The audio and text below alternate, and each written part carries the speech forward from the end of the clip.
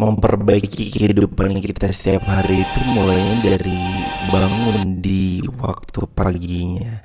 Startnya dari bangun sholat tahajud.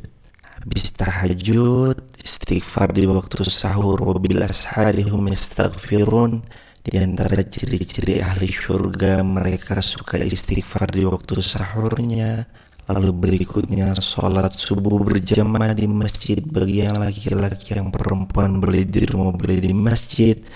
Dilanjutkan lagi dengan zikirnya, baca Qur'annya, lalu ikuti kajian-kajiannya kalau memang ada kajian di waktu subuhnya. Biasanya orang-orang yang biasa memperbaiki hidupnya di waktu paginya, Allah akan memperbaiki seluruh keadaan di hidupnya. Jadi start yang baik itu menentukan. Jangan sampai startnya kita sudah kalah duluan. Barakallahu fikum. Kemuliaan sholat subuh itu dimulai sejak waktu fajar, matahari mulai keluar sinarnya untuk membelah gelapnya malam. Itu sinarnya disebut dengan fajar. Nanti subuhnya saya terangkan di akhir. Sinarnya membelah kegelapan malam, fajar shadiq. Maka pada saat itu bukan hanya sholatnya yang punya keistimewaan seperti sholat asar tadi, tapi semua bacaannya langsung dijawab seketika oleh Allah Subhanahu wa taala, dipersaksikan oleh seluruh malaikat dan dijawab langsung oleh Allah Subhanahu wa taala. Maka yang dimaksudkan bacaan secara umum, apakah itu Al-Quran, doa, istighfar, semua bacaan. Jadi kalau Anda berdoa, maaf, doanya lebih cepat terkabul kalau dipanjatkan dengan cara yang benar dan khusyuk. Kalau Anda istighfar, langsung dijawab. Kalau kita baca Quran, pahala langsung dituliskan berlipat. Itulah kemuliaan waktu fajar. Jadi Allah sendiri yang menyampaikan, bukan cuma sholat yang penting, semua bacaannya itu langsung didengar, langsung direspon, langsung dipersaksikan. Karena itu ada anjuran bahkan dari Al-Quran, dan ini dikerjakan oleh semua sahabat. Saking pentingnya sholat subuh itu, waktu fajar itu, bahkan mereka bangun dan menunggu sebelum tiba fajar. Maka disitulah muncul kemudian tahajud. Maka muncullah kemudian istighfar sebelum waktu subuh. Terus iki sing terakhir, iki lah. Engko ning tanggalanmu bunderono golek ana tenan. Jumat terakhir bulan Rejab, wes aku wis nglakoni kuwi. Aku rejendi ingin nglakoni kuwi. Di antara khutbah pertama dan khutbah kedua niki maca iki lho. Ahmad Rasulullah, Muhammad Rasulullah, Ahmad Rasulullah, Muhammad Rasulullah. Wacanen ping 35 pada Jumat terakhir. Silahkan mencari rezeki, tapi jangan sampai kita menjauh dari yang memberi rezeki. Silahkan kita mengikhtiarkan yang terbaik, tapi jangan sampai kita menjauh dari zat yang maha baik.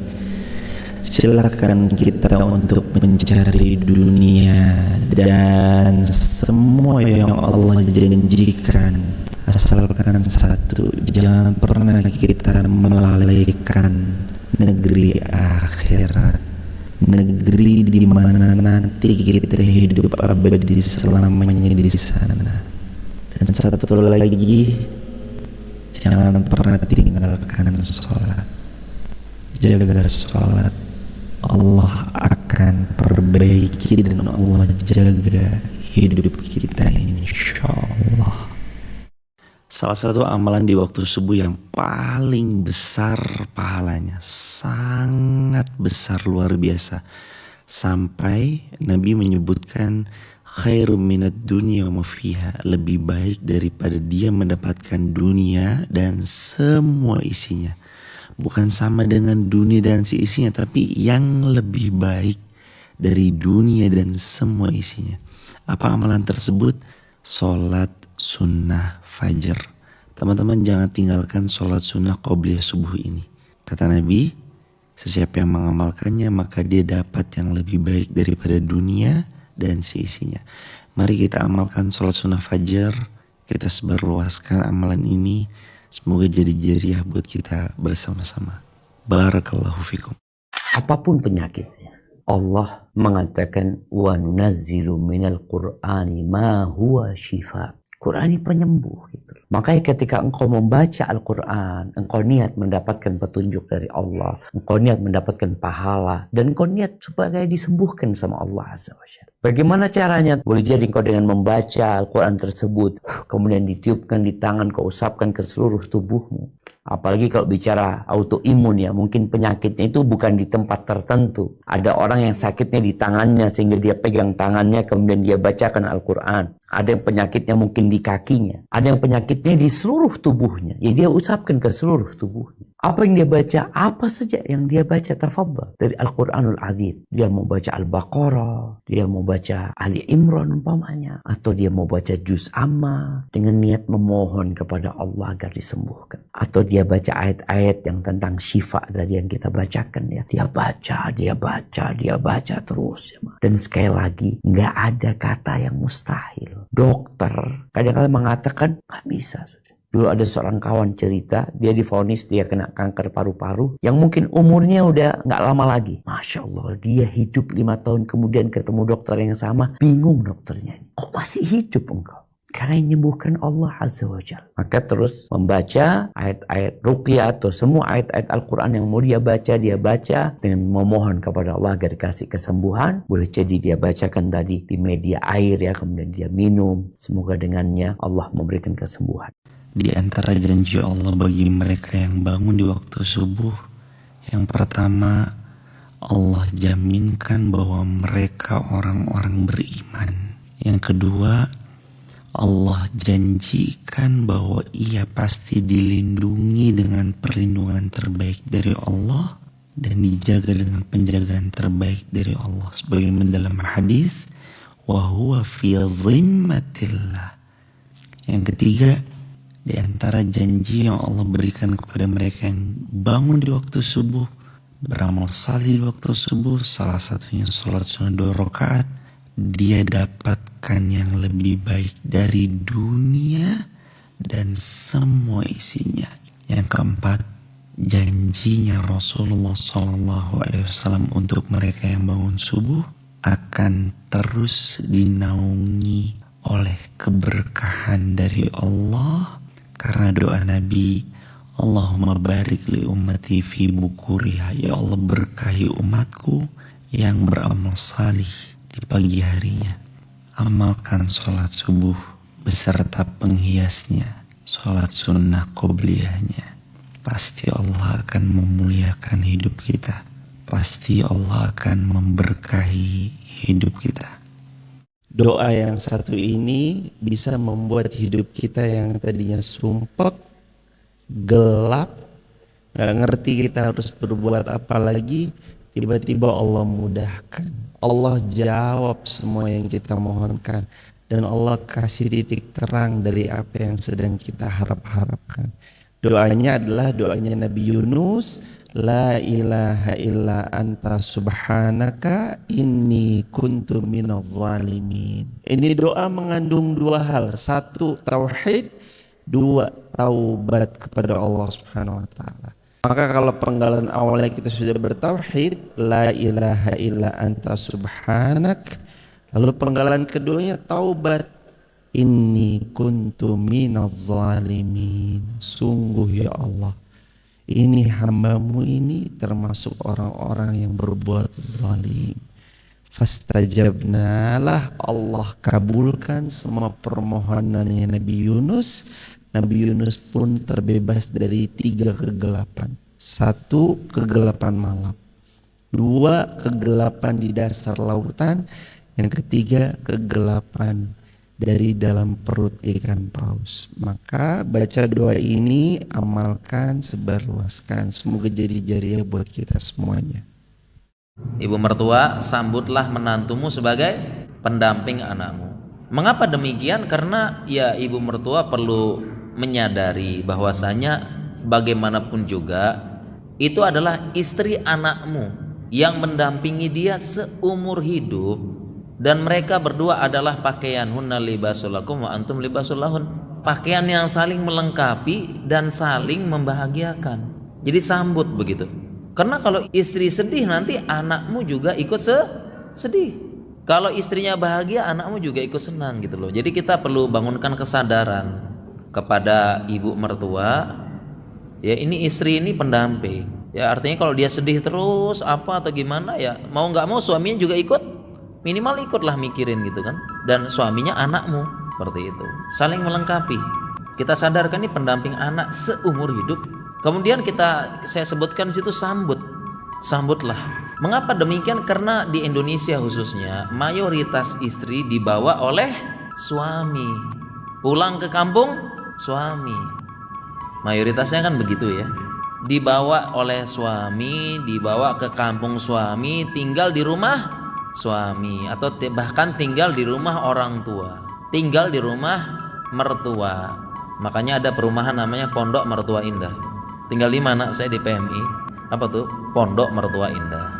Akhirnya masih nebeng di rumah ibu mertua. Disambut, makanya seruannya adalah agar menyambut. Mengapa? Karena yang namanya istri ketika dibawa suami di kampungnya suami, mau tidak mau dia akan merasa apa? Merasa asing, orang baru, perlu disambut, bukan di ospek, bukan disindir ya, dikasih kelas ospek khusus orang baru, disambut, keluarga baru, bukan langsung di sinisi, disambut dengan hangat, karena dia adalah orang baru. Jangan pernah melewatkan satu hari pun tanpa membaca Al-Quran. Jangan pernah melewatkan satu hari pun tanpa memahami Al-Quran. Jangan pernah melewatkan satu hari pun tanpa mengamalkan Al-Quran. Apa yang pertama? Membaca.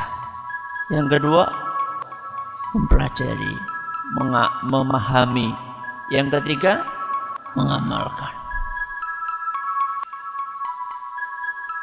Yang pertama membaca. Urung bisa maca. Astagfirullah. Ya sinau. Sibuk Ustaz. Allahu Akbar. Apa sunnah saat bayi kita baru lahir haruskah kita adzankan dan kembuninya kita kubur hari-harinya? Jadi bicara sunnah di adzanin ini ada hadisnya.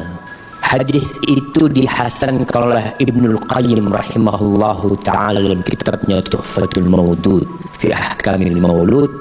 Akan tetapi hadis itu didhaifkan oleh ulama-ulama lainnya, sehingga sebagian ulama tidak mengamalkannya, dan mungkin itu yang lebih kuat jemaah, yang mendhaifkan hadis itu lebih kuat. Tapi kalau ada yang mengamalkan, maka ketahuilah hadis yang dipakai adalah hadis yang lemah, walaupun dihasan oleh para ulama yang lainnya. Adapun berkaitan dengan hari-harinya, dia dikuburlah lebih baik supaya tidak menimbulkan bau. Jadi dikubur bukan karena ada keyakinan macam-macam, enggak, karena dengan dikubur paling tidak menghilangkan rasa bau. Bukan dikubur kemudian ada ritual tersendiri ya. Waktu anak-anak yang terakhir mau lahir itu ditanya sama bidannya, ini hari-harinya mau dikemanakan, kata dia. Mereka sudah siap wadah khusus, wadah dari tanah gitu ya, dikasih bumbu macam-macam ini itu. Iya. Aku pikir enggak, sudah buang aja, bener dibuang Pak Ustaz. Ya mau diapain? Artinya memang dibuang. Bagaimana cara membuangnya? Ya mungkin dikubur cara yang paling baik gitu. Jangan dibuang ke sampah, jangan. Jadi dikuburlah hari-hari itu. Hadza wallahu a'lam bissawab. Berhenti membuktikan kepada manusia. Buat apa juga kita mau buktiin sama manusia? Mereka kalau udah benci, matanya pasti ditutup dari kebaikan. Mau sebaik apapun kita melakukan sesuatu, tetap aja dipandangnya buruk. Yang perlu kita lakukan itu bukan membuktikan sesuatu kepada manusia, tapi cari ridho Allah Subhanahu wa ta'ala. Manusia akan selalu ada yang suka dan ada yang gak suka, tapi itu sunatullah. Fokusnya bukan kepada pembenci, fokusnya pada yang mencintai. Akan selalu tenang hidupnya orang yang tidak menyibukkan diri dan tidak menghabiskan waktunya kepada sang pembenci, tapi dia fokus kepada mereka yang mencintai, dan dia fokus terus menjadi orang baik